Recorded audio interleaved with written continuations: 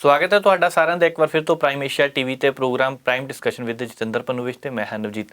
ਗੱਲਬਾਤ ਕਰਾਂਗੇ ਅੱਜ ਦੇ ਇਸ ਪ੍ਰੋਗਰਾਮ ਵਿੱਚ ਸ਼੍ਰੋਮਣੀ ਅਕਾਲੀ ਦਲ ਤੇ ਬਸਪਾ ਦੇ ਗੱਠਜੋੜ ਬਾਰੇ, ਕਿਉਂਕਿ ਅੱਜ ਸਟੇਜ ਤੇ ਜਿਸ ਤਰ੍ਹਾਂ ਜੱਫੀਆਂ ਪਈਆਂ ਇੱਦਾਂ ਲੱਗਦਾ ਕਿ ਪੁਰਾਣੀ ਸਾਥੀ ਹੈ ਤੇ ਫਿਰ ਇੱਕ ਵਾਰ ਮਿਲਣੀ ਹੋਈ ਹੈ। ਪੰਜਾਬ ਵਿੱਚ ਕਰੋਨਾ ਵਾਇਰਸ ਨਾਲ ਹੋਈਆਂ ਮੌਤਾਂ ਦੇ ਅੰਕੜਿਆਂ ਵਿੱਚ ਫਿਰ ਹੇਰ-ਫੇਰ ਨਜ਼ਰ ਆ ਰਿਹਾ ਹੈ। ਖਬਰਾਂ ਹੋਰ ਵੀ ਬਹੁਤ ਸਾਰੀਆਂ ਨੇ। ਬਲਵੀਰ ਸਿੰਘ ਸਿੱਧੂ ਹੋਣਾ ਦੇ ਬਿਆਨ ਦੀ ਚਰਚਾ ਵੀ ਕਰਾਂਗੇ, ਪਰ ਸਭ ਤੋਂ ਪਹਿਲਾਂ ਸਵਾਗਤ ਕਰ ਰਹੇ ਹਾਂ ਪਨੂ ਸਾਹਿਬ ਦਾ। ਪਨੂ ਸਾਹਿਬ ਸਵਾਗਤ ਜੀ। ਜੀ ਪਨੂ ਸਾਹਿਬ, ਅਕਾਲੀ ਦਲ ਤੇ ਬਸਪਾ ਦਾ ਅੱਜ ਗੱਠਜੋੜ ਪੱਕਾ ਹੋ ਗਿਆ। ਸਟੇਜ ਦੇ ਉੱਪਰ ਜਿਸ ਤਰ੍ਹਾਂ ਜੱਫੀਆਂ ਪਈਆਂ ਅੱਜ, ਕੀ ਲੱਗਦਾ ਹੈ ਲੰਬਾ ਸਮਾਂ ਚੱਲਣਗੇ ਜਾਂ ਫਿਰ ਨਵੀਂ ਰਾਜਨੀਤੀ ਆ ਦਿਸ਼ਾ ਦੇ ਰਹੇ ਆ? ਹੁਣ ਦੇਖੋ, ਬਹੁਜਨ ਸਮਾਜ ਪਾਰਟੀ ਦੀ ਰਾਜਨੀਤੀ ਤਾਂ ਕਦੇ ਟਿਕਾਊ ਰਹੀ ਨਹੀਂ ਜੀ। ਇਸ ਚੋਣ ਵਾਸਤੇ ਜੇ ਉਹਨਾਂ ਨੇ ਕਰ ਲਿਆ ਤੇ ਚੋਣ 'ਚ ਗੱਠਜੋੜ ਨਿਭਾਉਣਗੇ। ਜਿਹੜੀ ਵੀ ਚੋਣ ਦਾ ਗੱਠਜੋੜ ਕਰਨ ਉਹ ਨਿਭਾਉਂਦੇ ਹੁੰਦੇ ਆ। ਚੋਣ ਤੋਂ ਬਾਅਦ ਭਾਵੇਂ ਅਗਲੇ ਦਿਨ ਹੀ ਲੱਤ ਮਾਰ ਜਾਣ। ਜੀ।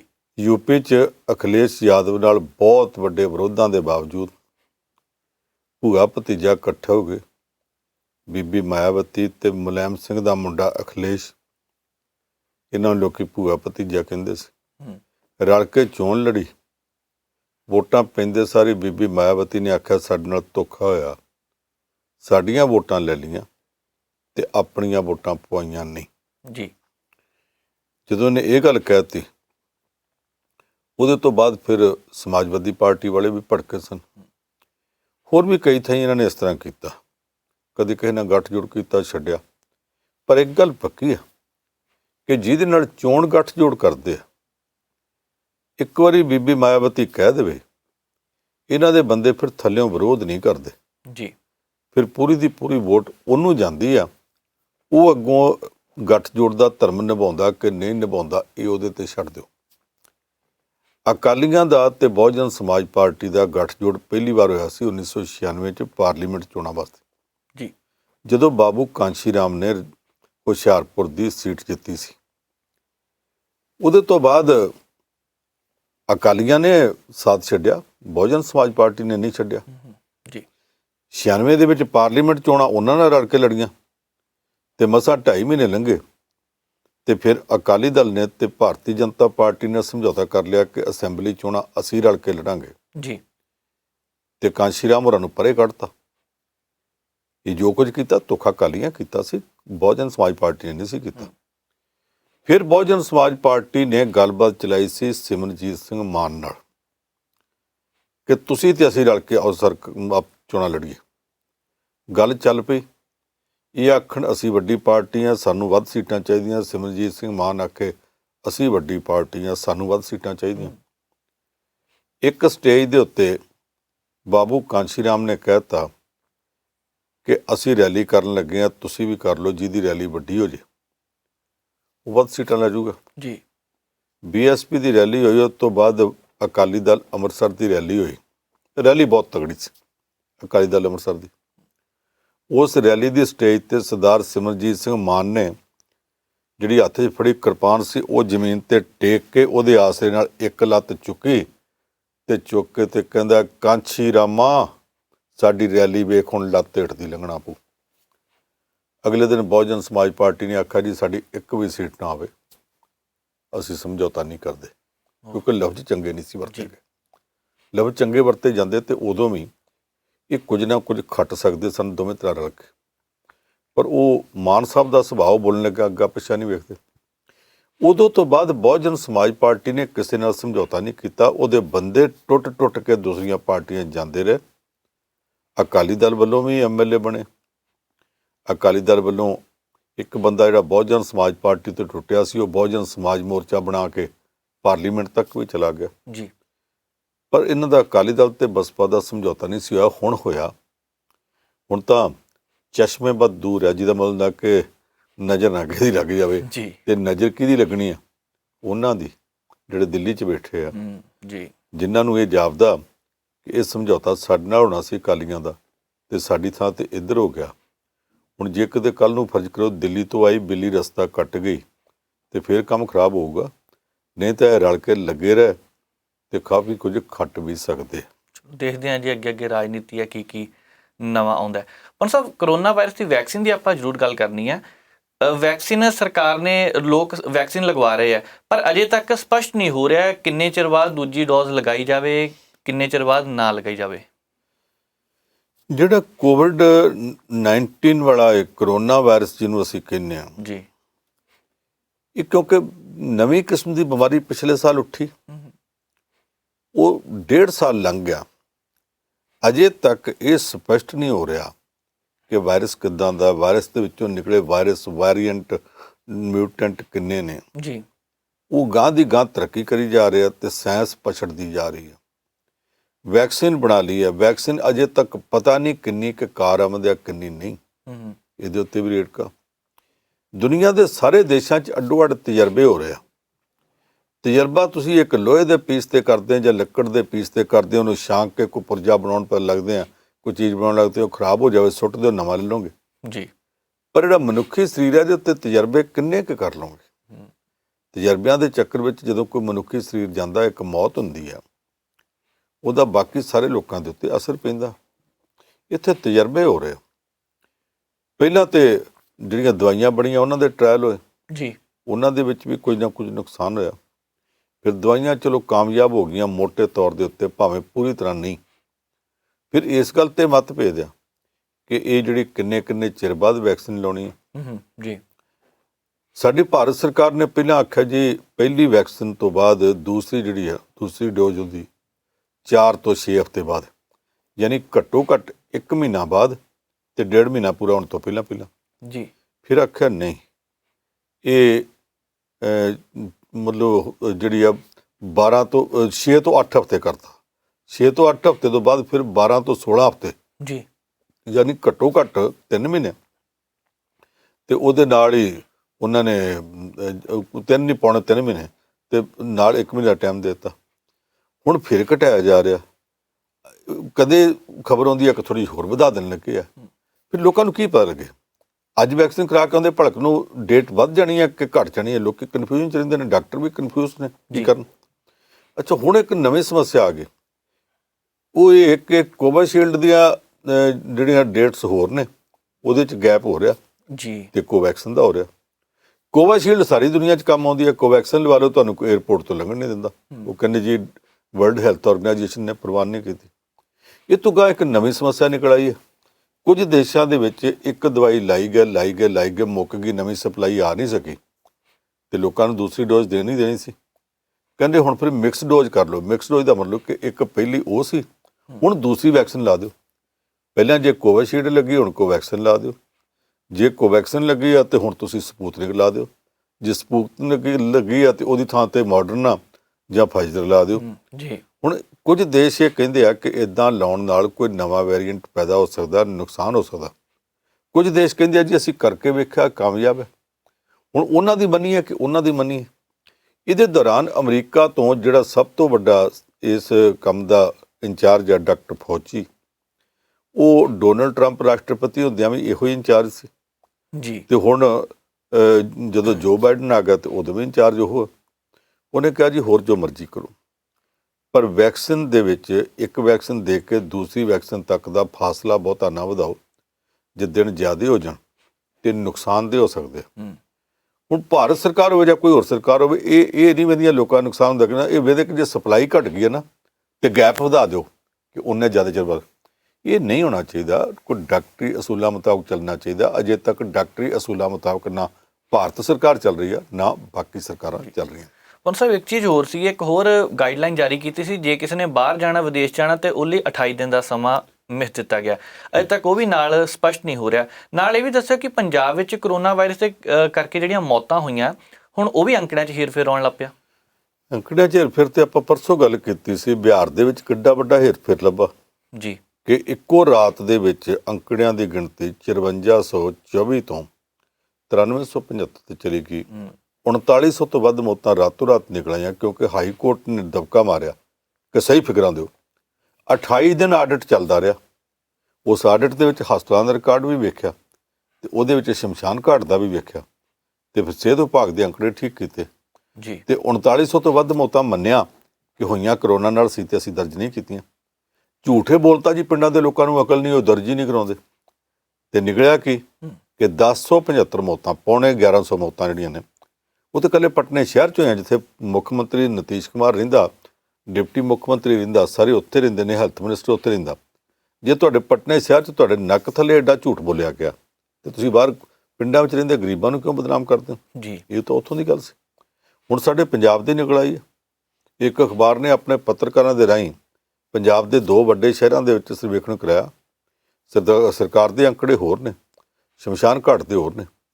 ਇਹ ਸਾਰੀਆਂ ਗੱਲਾਂ ਬਾਕੀ ਲੋਕਾਂ ਨੂੰ ਦੱਸ ਸਕਦੇ ਆ, ਉਹ ਸਾਨੂੰ ਦੱਸਣ ਦੀ ਲੋੜ ਨਹੀਂ, ਕਿਉਂਕਿ 2-3 ਮਹੀਨੇ ਪਹਿਲਾਂ ਸਭ ਤੋਂ ਪਹਿਲਾਂ ਕਿਸੇ ਵੀ ਹੋਰ ਪੰਜਾਬੀ ਚੈਨਲ ਜਾਂ ਕਿਸੇ ਵੀ ਹੋਰ ਪੰਜਾਬੀ ਅਖਬਾਰ ਤੋਂ ਪਹਿਲਾਂ ਅਸੀਂ ਪ੍ਰਾਈਮ ਏਸ਼ੀਆ ਤੇ ਮੈਂ ਖੁਦ ਇਹ ਗੱਲ ਕਹੀ ਸੀ ਜੀ, ਕਿ ਪਿੰਡਾਂ 'ਚ ਮੌਤਾਂ ਵੱਧ ਹੋ ਰਹੀਆਂ ਨੇ ਔਰ ਉਹਨਾਂ ਮੌਤਾਂ ਨੂੰ ਸਹੀ ਤਰੀਕੇ ਨਾਲ ਦਰਜ ਨਹੀਂ ਕੀਤਾ ਜਾ ਰਿਹਾ।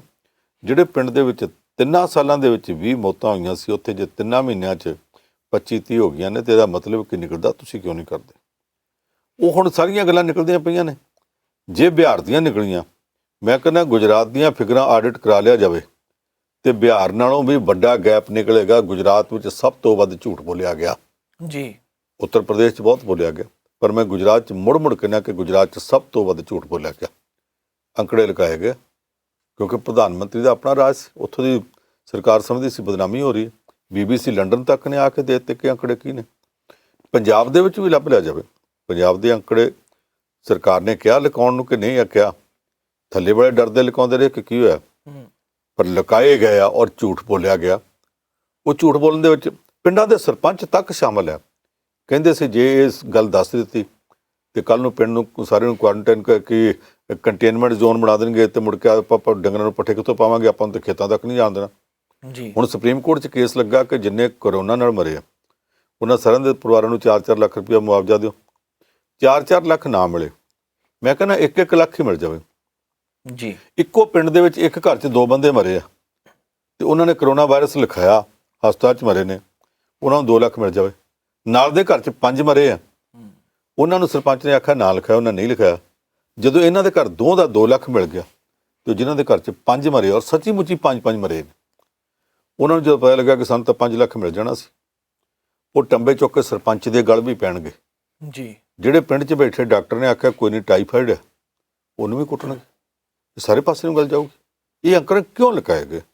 ਜਿਹੜੇ ਪਟਵਾਰੀ ਨੇ ਆਖਿਆ, ਜਿਹੜੇ ਪੰਚਾਇਤ ਸੈਕਟਰੀ ਨੇ ਕਿਸੇ ਨੇ ਇਹੋ ਜਿਹੀ ਸਲਾਹ ਦਿੱਤੀ ਹੈ ਜਾਂ ਕਿਸੇ ਹੋਰ ਨੇ, ਜਿਹਨੇ ਵੀ ਕਿਸੇ ਨੇ ਦਿੱਤੀ ਹੋਵੇ, ਕਿਤੇ ਇੱਦਾਂ ਦੀਆਂ ਰਿਪੋਰਟਾਂ, ਹਰ ਪੰਚਾਇਤ ਸੈਕਟਰੀ ਮਾੜਾ ਨਹੀਂ, ਹਰ ਪਟਵਾਰੀ ਮਾੜਾ ਨਹੀਂ, ਹਰ ਸਰਪੰਚ ਮਾੜਾ ਨਹੀਂ, ਜੀ, ਪਰ ਇੱਦਾਂ ਦੀਆਂ ਰਿਪੋਰਟਾਂ ਆਉਂਦੀਆਂ ਨੇ ਕਿ ਕੁਝ ਥਾਵਾਂ 'ਤੇ ਉਹਨਾਂ ਨੇ ਆਖਿਆ ਕਿ ਨਾ ਕਰੋ। ਜਿਹੜੀਆਂ ਫਿਗਰਾਂ ਉਦੋਂ ਲੁਕਾਈਆਂ ਗਈਆਂ ਨੇ, ਜੇ ਕੱਲ੍ਹ ਨੂੰ ਸੁਪਰੀਮ ਕੋਰਟ ਦਾ ਫੈਸਲਾ ਆ ਗਿਆ, ਭਾਵੇਂ ਹਰ ਮੌਤ ਪਿੱਛੇ 1 ਲੱਖ ਦਾ ਹੀ ਆ ਗਿਆ, ਉਹਦੇ ਨਾਲ ਪਿੰਡਾਂ 'ਚ ਪੁਆੜੇ ਬਹੁਤ ਪੈ ਜਾਣੇ ਆ। ਜੀ, ਇਹਦੇ ਨਾਲ ਬਿਹਤਰ ਇਹ ਹੈ ਕਿ ਉਹ ਸਾਰਾ ਕੁਝ ਆਉਣ ਤੋਂ ਪਹਿਲਾਂ ਪੰਜਾਬ ਸਰਕਾਰ ਹਰ ਪਿੰਡ ਦੇ ਵਿੱਚੋਂ, ਹਰ ਸ਼ਹਿਰ ਦੇ ਵਿੱਚੋਂ, ਸਭ ਥਾਵਾਂ ਤੋਂ ਬਿਹਾਰ ਵਰਗਾ ਆਡਿਟ ਕਰਾ ਕੇ ਅੰਕੜੇ ਆਪਣੇ ਠੀਕ ਕਰ ਲਵੇ, ਤਾਂ ਕਿ ਕੱਲ੍ਹ ਨੂੰ ਝਗੜੇ ਨਾ ਪੈਣ। ਜੀ, ਅਸੀਂ ਨਹੀਂ ਕਹਿੰਦੇ ਕਿ ਝਗੜੇ ਪੈਣ, ਉਹ ਝਗੜੇ ਰੋਕਣ ਵਾਸਤੇ ਜ਼ਰੂਰੀ ਹੈ ਕਿ ਇਹ ਸਾਰਾ ਰਿਕਾਰਡ ਪਹਿਲਾਂ ਦਰੁਸਤ ਕਰ ਲਿਆ ਜਾਵੇ। ਪੰਡ ਸਾਹਿਬ, ਪੰਜਾਬ ਵਿੱਚ ਅਜੇ ਫਤਿਹ ਕਿੱਟਾਂ ਵਾਲਾ ਮਸਲਾ ਖਤਮ ਨਹੀਂ ਹੋਇਆ ਤੇ ਉਸ ਤੋਂ ਬਾਅਦ ਬਲਵੀਰ ਸਿੰਘ ਸਿੱਧੂ ਹੋਣਾ ਨੇ ਹੁਣ ਦਿੱਲੀ ਤੇ ਦੋਸ਼ ਲਗਾਏ ਆ ਕਿ ਆਕਸੀਮੀਟਰ ਦਾ ਕਪੜਾ ਭਾਈ ਦਿੱਲੀ 'ਚ ਹੋਇਆ, ਤੁਸੀਂ ਸਾਡੇ ਤੇ ਦੋਸ਼ ਲਗਾਉਣ ਲੱਗੇ ਆ, ਆਪਣੀ ਪੀੜ੍ਹੀ ਥੱਲੇ ਸੋਟਾ ਮਾਰੋ। ਇਹ ਕਿੱਦਾਂ ਦੇਖਦੇ ਆ ਬਲਵੀਰ ਸਿੰਘ ਸਿੱਧੂ ਹੋਣਾ ਦੇ ਬਿਆਨ ਨੂੰ? ਦੇਖੋ, ਬਲਵੀਰ ਸਿੰਘ ਸਿੱਧੂ ਕਈ ਦਿਨ ਲਗਾਤਾਰ ਹਰ ਪਾਸਿਓਂ ਚਾਂਦਮਾਰੀ ਥੱਲੇ ਰਿਹਾ। ਅਸੀਂ ਵੀ ਕਹਿੰਦੇ ਸਾਂ ਬਲਵੀਰ ਸਿੰਘ ਸਿੱਧੂ ਜਿਹੜਾ ਜਵਾਬ ਕਿਉਂ ਨਹੀਂ ਦਿੰਦਾ, ਜੀ, ਆ ਵੀ ਗਲਤ ਹੋਇਆ, ਆ ਵੀ ਗਲਤ ਹੋਇਆ, ਆ ਵੀ ਗਲਤ ਹੋਇਆ। ਜਦੋਂ ਲਗਾਤਾਰ ਉਹਦੇ ਉੱਤੇ ਵਾਰ ਹੁੰਦੇ ਰਿਹਾ ਤੇ ਕਦੇ ਉਹਨੂੰ ਵੀ ਜਵਾਬ ਦੇਣ ਦਾ ਹੱਕ ਹੈਗਾ। ਕੱਲ੍ਹ ਉਹਨੇ ਫਿਰ ਪ੍ਰੈਸ ਕਾਨਫਰੰਸ ਕੀਤੀ ਹੈ ਤੇ ਪ੍ਰੈਸ ਕਾਨਫਰੰਸ ਵਿੱਚ ਸਿੱਧੇ ਤੌਰ ਤੇ ਉਹਨੇ ਦੋਸ਼ ਲਾਏ ਆ ਕਿ ਆਮ ਆਦਮੀ ਪਾਰਟੀ ਸਾਡੇ ਖਿਲਾਫ ਤੇ ਇੱਥੇ ਬਹੁਤ ਦੋਸ਼ ਲਾਉਂਦੀ ਹੈ, ਰਾਜਨੀਤੀ ਕਰਦੀ ਹੈ। ਜੀ, ਪਰ ਇਹ ਦੱਸਣ ਕਿ ਇਹਨਾਂ ਦੀ ਦਿੱਲੀ ਸਰਕਾਰ ਨੇ ਕੀ ਕੀਤਾ। ਉਹ ਕਹਿੰਦਾ ਦਿੱਲੀ ਸਰਕਾਰ ਨੇ ਜਿਹੜੇ ਆਕਸੀਮੀਟਰ ਖਰੀਦੇ ਆ ਲੋਕਾਂ ਦਾ ਆਕਸੀਜਨ ਲੈਵਲ ਚੈੱਕ ਕਰਨ ਵਾਸਤੇ, ਉਹਨੇ ਅੱਡ-ਅੱਡ ਕੰਪਨੀਆਂ ਦੇ ਨਾਮ ਹੀ ਦੱਸ ਦਿੱਤੇ ਆ, ਉਹਨਾਂ ਦੇ ਰੇਟ ਵੀ ਦੱਸਦੇ ਆ। ਕਿਸੇ ਕੰਪਨੀ ਤੋਂ 1200 ਰੁਪਏ ਦਾ ਆਕਸੀਮੀਟਰ ਲਿਆ, ਕਿਸੇ ਤੋਂ 1300 ਦਾ ਲਿਆ, ਕਿਸੇ ਤਾਂ 1300 ਤੋਂ ਵੀ ਵੱਧ ਲਿਆ। ਜੀ, ਉਹ ਕਹਿੰਦਾ ਜੀ ਅਸੀਂ ਪੰਜਾਬ ਸਰਕਾਰ ਨੇ ਕਿੱਟ ਬਣਾਈ, 800 ਕੁਛ ਰੁਪਈਆਂ ਦੀ ਬਣ ਗਈ। ਉਸ 800 ਕੁਛ ਰੁਪਈਆਂ ਦੀ ਕਿੱਟ ਦੇ ਵਿੱਚ ਅਸੀਂ ਮਾਸਕ ਵੀ ਪਾਏ, ਤੀਰੀ ਤਹਿ ਵਾਲੇ, ਅਸੀਂ ਸਪਰੇਅ ਕਰਨ ਵਾਲਾ ਸੈਨੀਟਾਈਜ਼ਰ ਵੀ ਪਾਇਆ, ਅਸੀਂ ਗੋਲੀਆਂ ਦਵਾਈਆਂ ਵੀ ਪਾਈਆਂ, ਜੀ, ਅਸੀਂ ਉਹ ਆਕਸੀਮੀਟਰ ਵੀ ਪਾਇਆ। ਇੰਨਾ ਕੁਛ ਪਾ ਕੇ ਵੀ ਅਸੀਂ 800 ਪਾਤਾ। ਉਸ 800 ਦੇ ਵਿੱਚ ਹੀ ਆਕਸੀਮੀਟਰ ਵੀ ਹੈ। ਜੇ ਬਾਕੀ ਚੀਜ਼ਾਂ ਦਾ ਖਰਚਾ ਅਸੀਂ 100 ਰੁਪਇਆ ਵੀ ਕੱਢ ਦਈਏ ਤੇ ਇਹਦਾ ਮਤਲਬ ਕਿ ਆਕਸੀਮੀਟਰ 700 ਦਾ ਬਣਿਆ। ਤੇ ਦਿੱਲੀ ਦੀ ਸਰਕਾਰ ਨੇ ਫਿਰ ਉਹ 700 ਵਾਲੇ ਆਕਸੀਮੀਟਰ ਜਿਹੜੇ ਆ ਜਾਂ 800 ਵਾਲੇ ਗਿਣ ਲਓ, ਉਹ 1300 1250 ਸਵਾ 1300 ਦੇ ਕਿਉਂ ਖਰੀਦੇ? ਦਿੱਲੀ ਦੀ ਸਰਕਾਰ ਵੀ ਇਸ ਗੱਲ ਦਾ ਜਵਾਬ ਦੇਵੇ ਜੀ। ਇਹ ਹਮਲਾ ਉਹਦਾ ਬਹੁਤ ਤਗੜਾ, ਖਾਸ ਕਰਕੇ ਇਸ ਗੱਲ ਲਈ ਕਿ ਅਗਲਿਆਂ ਦਿਨਾਂ 'ਚ ਵਿਧਾਨ ਸਭਾ ਚੋਣਾਂ ਹੋਣੀਆਂ। ਉਹਨਾਂ ਚੋਣਾਂ 'ਚ ਇਹ ਗੱਲ ਚਰਚਾ ਦਾ ਵਿਸ਼ਾ ਬਣ ਸਕਦੀ ਹੈ ਕਿ ਬਲਬੀਰ ਸਿੰਘ ਸਿੱਧੂ ਨੇ ਆਖੀ ਆਹ ਗੱਲ ਤੇ ਤੁਸੀਂ ਉਹਦਾ ਜਵਾਬ ਕਿਉਂ ਨਹੀਂ ਦਿੰਦੇ? ਜੇ ਤਾਂ ਤੁਸੀਂ ਸਸਤੇ ਲਿਆ ਤੇ ਪੰਜਾਬ ਸਰਕਾਰ ਨੇ ਮਹਿੰਗੇ ਲਿਆ ਤੇ ਤੁਸੀਂ ਲਿਆ ਕੇ ਰਿਕਾਰਡ ਪੇਸ਼ ਕਰ ਦਿਓ, ਤੇ ਜੇ ਤੁਸੀਂ ਮਹਿੰਗੇ ਲਿਆ ਤੇ ਪੰਜਾਬ ਸਰਕਾਰ ਦੇ ਸਸਤੇ ਆ ਤੇ ਬਲਬੀਰ ਸਿੰਘ ਸਿੱਧੂ ਦੀ ਗੱਲ ਠੀਕ ਹੈ, ਫਿਰ ਤੁਸੀਂ ਇਹਦਾ ਜਵਾਬ ਦੇ ਦਿਓ ਜੀ। ਦੂਜੀ ਗੱਲ, ਉਹਨੇ ਗੁਆਂਢ ਦੀ ਹਰਿਆਣੇ ਦੀ ਸਰਕਾਰ ਬਾਰੇ ਆਖਿਆ। ਉਹਨੇ ਕਿਹਾ ਜੀ ਹਰਿਆਣੇ ਦੇ ਵਿੱਚ ਮੁੱਖ ਮੰਤਰੀ ਮਨੋਹਰ ਲਾਲ ਖੱਟਰ ਆ ਭਾਜਪਾ ਦਾ, ਇਹਨਾਂ ਨੇ ਬਾਬਾ ਰਾਮਦੇਵ ਦੀ ਪਤੰਜਲੀ ਪੀਠ ਦੀ ਕਿੱਟ ਬਣਾਉਣੀ ਸ਼ੁਰੂ ਕਰ ਦਿੱਤੀ। ਉਹਦੇ ਵਿੱਚ ਬਾਬੇ ਦੀ ਕੋਰੋਨਲ ਵੀ ਪਾ ਦਿੱਤੀ, ਜਿਹਨੂੰ ਇੰਡੀਅਨ ਮੈਡੀਕਲ ਐਸੋਸੀਏਸ਼ਨ ਤੇ ਭਾਰਤ ਸਰਕਾਰ ਨੇ ਜਾਂ WHO ਨੇ ਕਿਸੇ ਨੇ ਅਜੇ ਤੱਕ ਕੋਈ ਮਾਨਤਾ ਹੀ ਨਹੀਂ ਦਿੱਤੀ ਜੀ। ਪਰ ਜਿਹੜੀ ਉਹ ਕਿੱਟੇ ਖਰੀਦਦੇ ਪਏ ਆ, ਉਸ ਕਿੱਟ ਦਾ ਰੇਟ ਵੀ ਸਾਡੇ ਵਾਲੀ ਕਿੱਟ ਤੋਂ ਵੱਧ ਹੈ। ਹੁਣ ਕੱਲ੍ਹ ਤੱਕ ਤਾਂ ਪੰਜਾਬ ਸਰਕਾਰ ਚਾਂਦਮਾਰੀ ਥੱਲੇ ਸੀ, ਸਾਰੇ ਪਾਸਿਆਂ ਤੋਂ ਹਮਲੇ ਉਹਦੇ ਉੱਤੇ ਹੋ ਰਹੇ ਸੀ ਜੀ। ਜਿਸ ਤਰ੍ਹਾਂ ਦਿੱਲੀ ਦੇ ਅੰਕੜੇ, ਜਿਸ ਤਰ੍ਹਾਂ ਇਹਦੇ ਹਰਿਆਣੇ ਦੇ ਅੰਕੜੇ ਪੰਜਾਬ ਦੇ ਸਿਹਤ ਮੰਤਰੀ ਬਲਬੀਰ ਸਿੰਘ ਸਿੱਧੂ ਨੇ ਦਿੱਤੇ। ਮੈਂ ਬਿਲਕੁਲ ਨਹੀਂ ਕਹਿੰਦਾ ਕਿ ਜਿਹੜੇ ਸਿੱਧੂ ਤੇ ਦੋਸ਼ ਲੱਗੇ ਆ ਤੇ ਪੰਜਾਬ ਦੇ ਸਿਹਤ ਮਹਿਕਮੇ ਤੇ ਲੱਗੇ ਉਹ ਦੋਸ਼ ਰੱਦ ਹੋ ਗਏ। ਉਹ ਦੋਸ਼ ਆਪਣੀ ਥਾਂ ਜੀ, ਔਰ ਉਹਨਾਂ ਦੀ ਪੜਤਾਲ ਹੋਣੀ ਚਾਹੀਦੀ ਹੈ, ਖਾਸ ਕਰਕੇ ਇਸ ਗੱਲ ਵਾਸਤੇ ਕਿ ਕੋਵੈਕਸਿਨ ਜਿਹੜੀ ਸੈਂਟਰ 'ਚੋਂ ਆਈ ਉਹ ਲਿਆ ਕੇ 400 ਵਾਲੀ ਜਿਹੜੀ ਹੈਗੀ ਸੀ ਦਵਾਈ ਵੈਕਸੀਨ, ਉਹ ਪ੍ਰਾਈਵੇਟ ਹਸਪਤਾਲਾਂ ਨੂੰ 1000 ਤੋਂ ਵੱਧ ਦੀ ਕਿਉਂ ਦਿੱਤੀ ਗਈ, ਉਹਦੀ ਪੜਤਾਲ ਆਪਣੇ ਥਾਂ ਹੋਣੀ ਚਾਹੀਦੀ ਹੈ। ਪਰ ਜਿਹੜੇ ਦੋਸ਼ ਇਹਨੇ ਲਾਤੇ ਆ ਕਿ ਦਿੱਲੀ ਦੀ ਸਰਕਾਰ ਨੇ ਕੀ ਕੀਤਾ, ਹਰਿਆਣੇ ਦੀ ਸਰਕਾਰ ਨੇ ਕੀ ਕੀਤਾ, ਜੇ ਦੂਸਰਿਆਂ ਦੇ ਲਾਏ ਦੋਸ਼ਾਂ ਦੇ ਵਿੱਚ ਵਜਨ ਹੈ ਤੇ ਇਹਦੇ ਵਾਲਿਆਂ ਦੇ ਵਿੱਚ ਵੀ ਵਜਨ ਹੈ ਜੀ। ਪੜਤਾਲ ਉਹਨਾਂ ਦੀ ਵੀ ਹੋਣੀ ਚਾਹੀਦੀ ਹੈ। ਬਲਬੀਰ ਸਿੰਘ ਸਿੱਧੂ ਦੇ ਖਿਲਾਫ ਹੁੰਦੀ ਹੈ ਤੇ ਉਹ ਵੀ ਹੋਵੇ, ਪੰਜਾਬ ਸਰਕਾਰ ਦੇ ਖਿਲਾਫ ਵੀ ਹੋਵੇ, ਪਰ ਪੜਤਾਲ ਇਹਨਾਂ ਦੀ ਵੀ ਹੋਣੀ ਚਾਹੀਦੀ ਹੈ। ਔਰ ਆਮ ਆਦਮੀ ਪਾਰਟੀ ਨੂੰ ਖਾਸ ਤੌਰ ਤੇ ਇਸ ਗੱਲ ਦਾ ਜਵਾਬ ਦੇਣਾ ਚਾਹੀਦਾ ਕਿ ਬਲਬੀਰ ਸਿੰਘ ਸਿੱਧੂ ਕੈਟੇਗਰੀਕਲੀ ਕਹਿ ਰਿਹਾ ਕਿ ਸਾਡੀ ਤੇ 800 ਰੁਪਏ ਦੀ ਪੂਰੀ ਕਿੱਟ ਆ ਤੇ ਤੁਸੀਂ 1300 ਰੁਪਏ ਦਾ ਇਕੱਲਾ ਆਕਸੀਮੀਟਰ ਲੈਣੇ ਆ, ਤੁਸੀਂ ਕਿਉਂ ਲਿਆ? ਇਹਦਾ ਜਵਾਬ ਦੇਣਾ ਚਾਹੀਦਾ। ਪਰ ਸਰ ਨੋਇਡਾ ਵਿੱਚ ਇੱਕ ਚੋਰੀ ਹੋਈ ਹੈ, ਮਾਲ ਵੀ ਬਹੁਤ ਜ਼ਿਆਦਾ ਹੈ, ਕਿਹਦਾ ਸਮਾਨ ਸੀਗਾ ਕੋਈ ਸਾਹਮਣੇ ਨਹੀਂ ਆਇਆ। ਇੱਥੇ ਪਿੰਡ ਜਾਂ ਸ਼ਹਿਰ ਵਿੱਚ ਕਿਸੇ ਦੇ ਘਰ ਦਾ ਸਿਲੰਡਰ ਚੱਕ ਹੋ ਜਾਂਦਾ, ਗੁਆਂਢ ਇਕੱਠਾ ਹੋ ਜਾਂਦਾ, ਥਾਣੇ ਚੱਲ ਜਾਂਦੇ ਆ, ਨਾ ਕਿਸੇ ਨੇ ਰਿਪੋਰਟ ਦਰਜ ਕਰਾਈ ਹੈ। ਹੁਣ ਫੜ ਵੀ ਕਈ ਜਣੇ ਹੋਏ ਆ, ਇਹ ਕੀ ਕਹਾਣੀ ਆ ਪੂਰੀ? ਦੇਖੋ, ਨੋਇਡਾ ਦੇ ਵਿੱਚ ਪੁਲਿਸ ਨੂੰ ਕਿਤੇ ਇਤਲਾਹ ਮਿਲੀ ਕਿ ਚੋਰਾਂ ਦਾ ਇੱਕ ਗੈਂਗ ਹੈ ਜੀ, ਉਹ ਆਪੋ 'ਚ ਲੜ ਪਿਆ ਤੇ ਲੜੇ ਆ ਮਾਲ ਵੰਡਣ ਤੋਂ। ਉਹਨਾਂ ਨੇ 2 ਥਾਣੇਦਾਰ ਭੇਜ ਦਿੱਤੇ, ਪੁਲਿਸ ਵਾਲੇ ਭੇਜ ਦਿੱਤੇ ਕਿ ਜਾ ਕੇ ਨੱਪ ਲਓ, 6-7 ਬੰਦੇ ਫੜੇ ਗਏ ਜੀ। ਖਿਆਲ ਇਹ ਸੀ ਕਿ ਚੋਰੀ ਦਾ ਮਾਲ ਜਾਂ ਤਾਂ ਕਿਸੇ ਦੀਆਂ ਵਾਲੀਆਂ ਲਾਈਆਂ ਹੋਣਗੀਆਂ ਜਾਂ ਕਿਤੋਂ 2 ਮੋਟਰਸਾਈਕਲ 2 ਕਾਰਾਂ ਚੁੱਕੀਆਂ ਹੋਣਗੀਆਂ, ਹੋਰ ਕੀ ਹੋਊ ਜੀ। ਜਦੋਂ ਜਾ ਕੇ ਰੇਡ ਕੀਤਾ ਤੇ ਪੁੱਛਗਿੱਛ ਹੋਈ, ਤੁਸੀਂ ਹੈਰਾਨ ਰਹਿ ਜਾਓਗੇ, 14 ਕਿਲੋ ਸੋਨਾ ਨਿਕਲਿਆ, 57 ਲੱਖ ਰੁਪਏ ਤੋਂ ਵੱਧ ਨਕਦੀ ਹੈ। ਇਹ ਜਿਹੜਾ ਮਾਲ ਹੈ 8.5 ਕਰੋੜ ਰੁਪਏ ਤੋਂ ਵੱਧ ਦਾ ਬਣਦਾ ਤੇ ਬੰਦੇ 7 ਆ ਜਿਨ੍ਹਾਂ ਨੇ ਵੰਡਣਾ ਸੀ, ਵੰਡਣ ਤੋਂ ਲੜ ਪਏ। ਪੁੱਛਗਿੱਛ ਕੀਤੀ, ਪਤਾ ਲੱਗਾ ਕਿ ਨੋਇਡਾ ਦੀ ਇੱਕ ਬੜੀ ਮਾਡਰਨ ਸੋਸਾਇਟੀ, ਪੌਸ਼ ਸੋਸਾਇਟੀ, ਬਹੁਤ ਮਹਿੰਗੇ ਅਪਾਰਟਮੈਂਟਸ ਨੇ ਜੀ, ਉੱਥੇ ਇੱਕ ਫਲੈਟ ਵਿੱਚ ਉਹਨਾਂ ਨੇ ਚੋਰੀ ਕੀਤੀ ਸੀ। ਜਿਹਦੇ ਫਲੈਟ ਵਿੱਚ ਚੋਰੀ ਕੀਤੀ ਉਹਦੇ ਮਾਲਕ ਪਿਓ ਪੁੱਤ ਰਹਿੰਦੇ ਆ ਵਿਦੇਸ਼ ਵਿੱਚ। ਫਲੈਟ ਉਹਨਾਂ ਨੇ ਕਿਹਨੂੰ ਦਿੱਤਾ ਸੀ ਪਤਾ ਨਹੀਂ। ਚੋਰੀ ਕੱਲ ਪਰਸੋਂ ਨਹੀਂ ਹੋਈ, ਚੋਰੀ ਹੋਈ ਨੂੰ 6 ਮਹੀਨਿਆਂ ਤੋਂ ਵੱਧ ਹੋ ਗਏ। ਉਹਨਾਂ ਨੇ ਉੱਥੋਂ ਸੋਨਾ ਵੀ ਚੋਰੀ ਕਰ ਲਿਆ, ਨਗਦੀ ਵੀ ਚੋਰੀ ਕਰ ਲਈ, ਨਾਲ ਉੱਥੇ ਪ੍ਰਾਪਰਟੀ ਦੇ ਬਹੁਤ ਸਾਰੇ ਡਾਕੂਮੈਂਟਸ ਮਿਲ ਗਏ ਜੀ, ਜਿਨ੍ਹਾਂ ਦੀ ਪ੍ਰਾਪਰਟੀ ਦੇ ਡਾਕੂਮੈਂਟਸ ਵੀ ਚੋਰੀ ਹੋ ਗਏ ਆ, ਉਹ ਵੀ 6 ਮਹੀਨਿਆਂ ਤੋਂ ਵੱਧ ਹੋ ਗਏ ਆ। ਅਜੇ ਤੱਕ ਇਸ ਚੋਰੀ ਦੀ ਕਿਸੇ ਨੇ ਥਾਣੇ 'ਚ ਰਿਪੋਰਟ ਦਰਜ ਨਹੀਂ ਕਰਾਈ। ਤੇ ਹੁਣ ਜਦੋਂ ਪੁਲਿਸ ਨੇ ਕਹਿਤਾ ਕਿ ਅਸੀਂ 14 ਕਿਲੋ ਸੋਨਾ ਫੜਿਆ, 57 ਲੱਖ ਰੁਪਏ ਨਗਦ ਫੜੇ ਆ, 8.5 ਕਰੋੜ ਦਾ ਮਾਲ ਆ, ਅਜੇ ਤੱਕ ਵੀ ਕਿਸੇ ਨੇ ਆ ਕੇ ਇਹ ਨਹੀਂ ਆਖਿਆ ਜੀ ਮੇਰਾ ਮਾਲ ਹੈ ਜੀ। ਇਹ ਕਿਉਂ ਨਹੀਂ ਆਖਿਆ? ਇਹਦਾ ਮਤਲਬ ਹੈ ਕਿ ਦਿੱਲੀ ਵਿੱਚ, ਨੋਇਡਾ 'ਚ, ਫਰੀਦਾਬਾਦ 'ਚ, ਗੁੜਗਾਉਂ 'ਚ, ਇੱਥੇ ਆਸ-ਪਾਸ ਏਡੇ ਵੱਡੇ ਫਰਾਡੀਏ, ਚੋਰ, ਧੰਦੇਬਾਜ਼ ਬੈਠੇ ਨੇ, ਜਿਨ੍ਹਾਂ ਦੇ ਵਿੱਚੋਂ 5-7-10 ਕਰੋੜ ਇੱਧਰ ਉੱਧਰ ਹੋ ਜਾਵੇ ਉਹ ਕਹਿੰਦੇ ਚੁੱਪ ਵੱਟ ਜੋ, ਹੋਰ ਕਮਾ ਲਾਂਗੇ, ਜੀ ਗੱਲ ਨਾ ਕਰਿਓ। ਇਹ ਮਾਮਲਾ ਸਾਰਾ ਕਾਲੀ ਕਮਾਈ ਦਾ ਜਾਪਦਾ।